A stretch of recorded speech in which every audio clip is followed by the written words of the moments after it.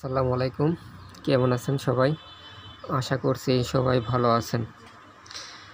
আচ্ছা, আমি যাদের হাঁচি এবং হাঁচির সাথে নাক দিয়া বা চোখ দিয়া যাদের পানি বের হয়ে আসে, ঠিক তাদের কিছু কার্যকরী মেডিসিনের নাম বলবো।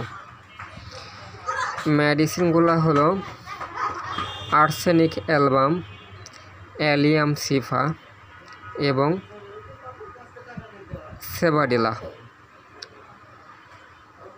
সেবাডিলা মাদার টিনচার এবং আর্সেনিক এবং অ্যালিয়াম সিফা পটেন্সি 30 অথবা 200।